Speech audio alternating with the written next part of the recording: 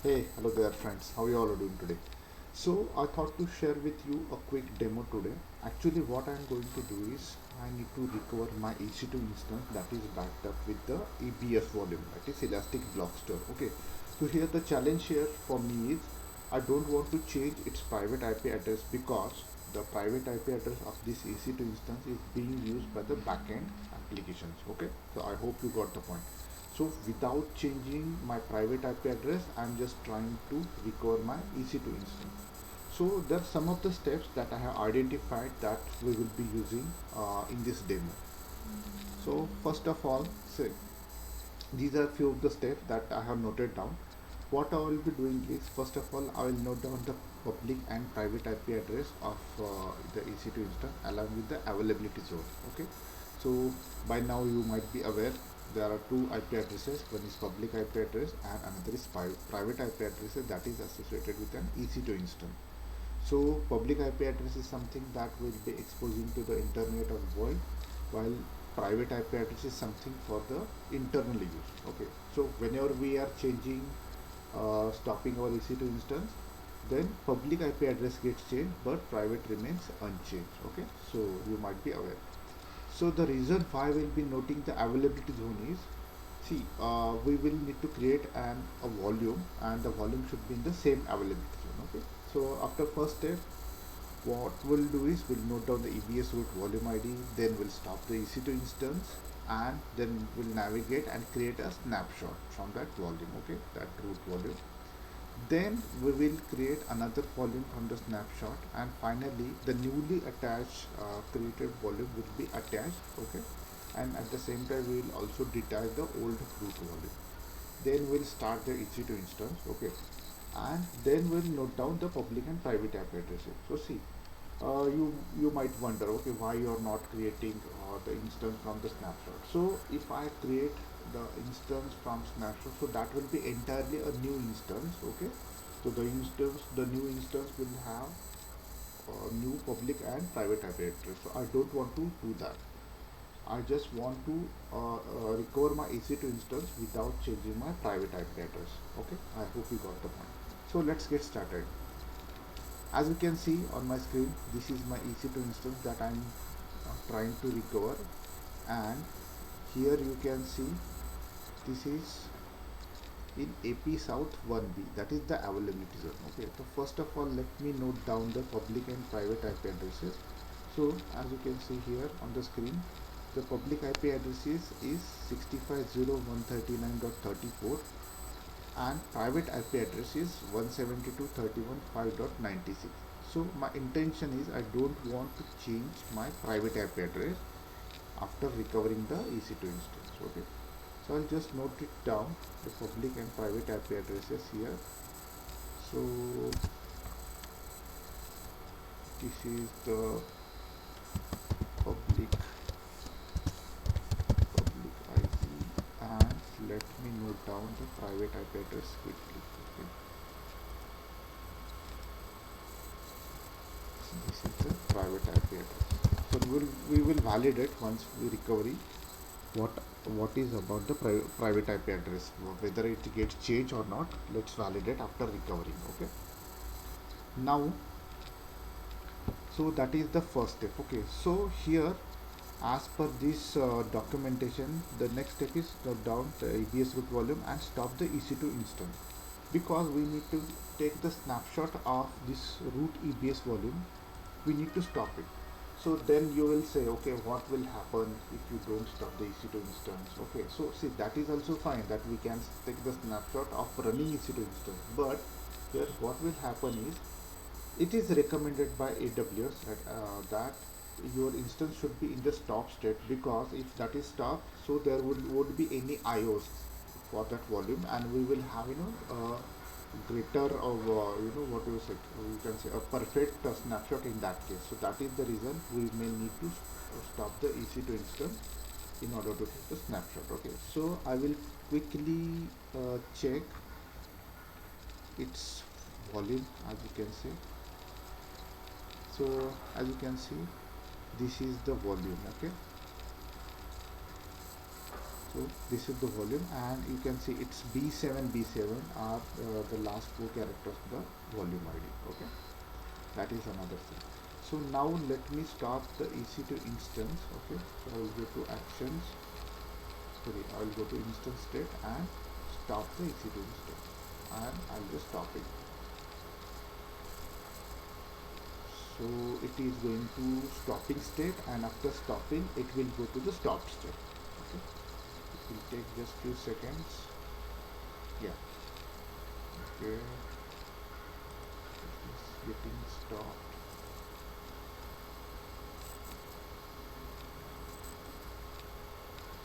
Yeah, now you can see the instance has been stopped. Okay, so now what will be the next step is we need to take the snapshot of the volume. Okay, so for that I will go to EBS, that is Elastic Block Store.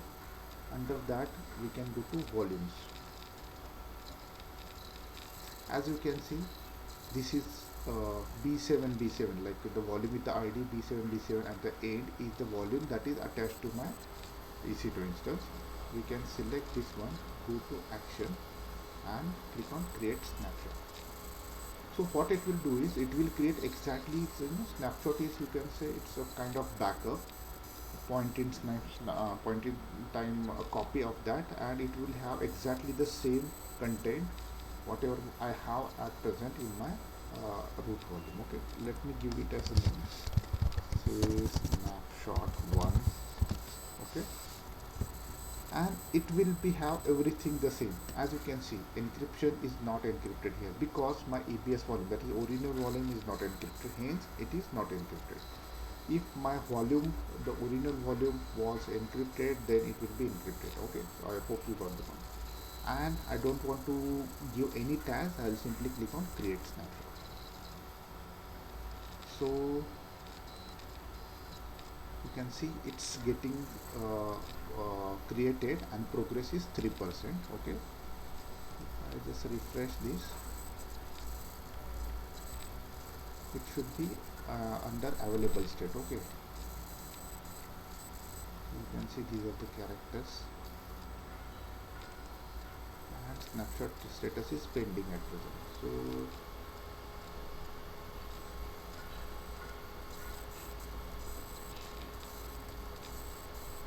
as you can see, and see the time it takes for the creation of snapshot, it entirely depends upon the size of the volume. Okay, as you can see, this is the 8 GB, but if it was 100 GB or more, then the snapshot creation will take some time. Okay, so now we are good, we are taken the snapshot. Okay, now what will be the next step is, from this snapshot we can create a new volume.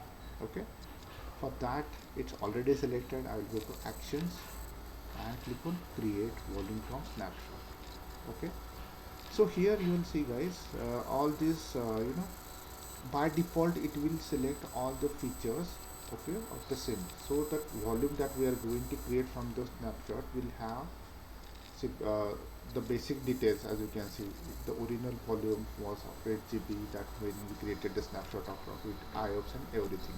Okay, so everything is same.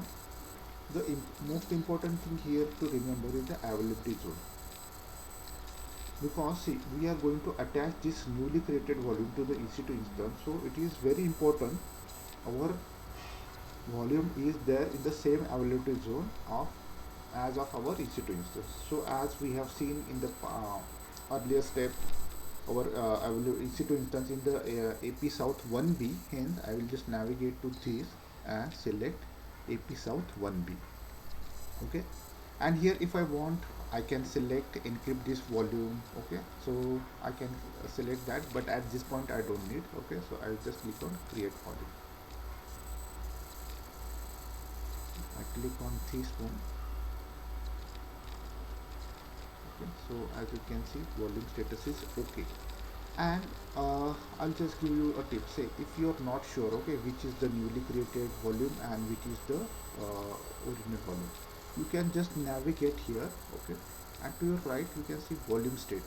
So whenever you see it's in use, it means it is already attached or it's already part of our EC2 instance. Okay, this is very simple. If you further scroll down or scroll to your right, you can see attach resources, and this is, if I click on this one, this will bring me to my EC2 instance. Okay, so from which is at present, which is in the stop state. Okay, so I hope you got the point. Okay, and if you see the this one, so this is which is in the availability state at present. Okay, so that is the newly created one, and it's not attached to anything right now because we just created. So now what we need to do is we need to detach whatever it's in use and attach the newly created volume. Okay, so for that I'll just select here, go to actions and click on detach volume. So here it will say after you detach volume you might still be charged for volume. If no longer need the volume, delete it to stop incurring charges. Okay, so there are some charges associated, so we need to ensure once it is detached we should delete it. Okay, I'll just click on detach. So you can see it has been detached, and now it will again go to the available state. Okay, because right now it's free, it's not attached to any volume. Now I'll select this one, that is newly created volume, go to actions and click on attach volume. What we are going to do is we need to attach it to the EC2. Okay, here you need to ensure as we have selected the availability zone properly. Okay, if say availability zone is if we have created volume in another availability zone than our EC2 instance, then in that case we won't be able to find our instance here. Okay, so hence that is very important. Now I will go to instance, and you can see it will show me my EC2 instance ID. Okay, if I want I can change the device name, but I don't need, and just I'll click on attach. So now if I refresh, you will see the difference. Now this is in use. Okay, the newly created volume is in the use, and it is showing as it is attached to this resource, which is our EC2 instance. Okay, now what we need to do is we need to go back to our EC2 instance. Okay, I can click on here, and as you can see we have stopped it. Now we will start the instance, and then we will notice whether the private IP address has been changed or not. Okay, so that is what we are going to do into this exercise. I select this instance, go to instance state and simply click on start instance.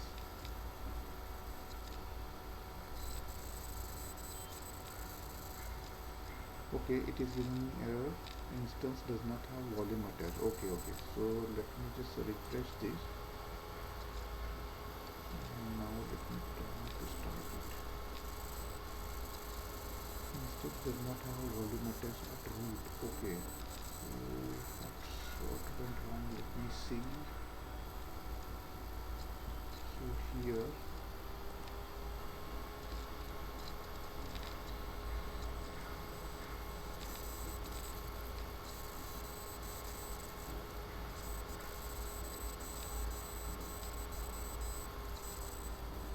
okay, so let me just go back to volumes,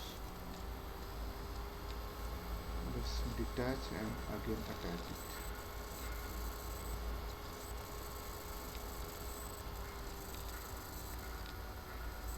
Okay, and now I will just try to attach it again.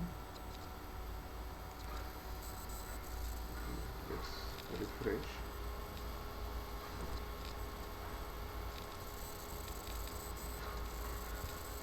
Instance this one, and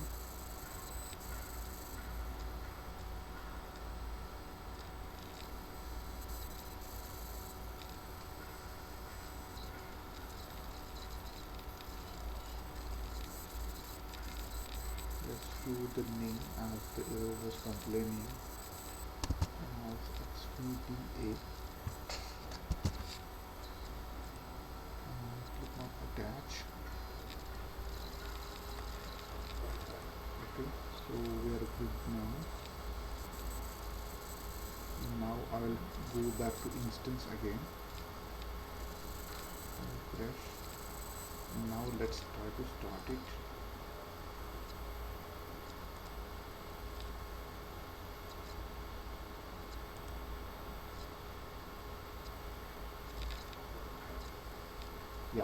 Now you can see I am not getting the error that I was getting in the last step. So it's getting started now. And see, whenever we are starting an instance, so you can check the status. So there are two status checks, sorry, one is status check and another is instance status check. Okay, so system status check and instance status check will both ensure whether the underlying host, operating system, everything is fine before the instance is available for us. Okay, so now whenever you see a green tick, both are running, so we are good now. Okay, so now I am interested to see what about the private IP address. I'll go to details, and now I can see its private IP address is 172.168.5.96. Okay, as you can see, our it is 172.168.5.90, so that we had noted down in the first step. Okay, and how about the public IP address? So public IP address is 113.232.196.220. Okay, so public IP address is obviously will change whenever we are stopping the EBS back EC2 instance. Okay, and even if we don't want public IP address to change, then there is solution that we can navigate here and assign an elastic IP address to this instance. So in that case, even the public, so see what is elastic IP address? See, elastic IP address is a form of public IP address only.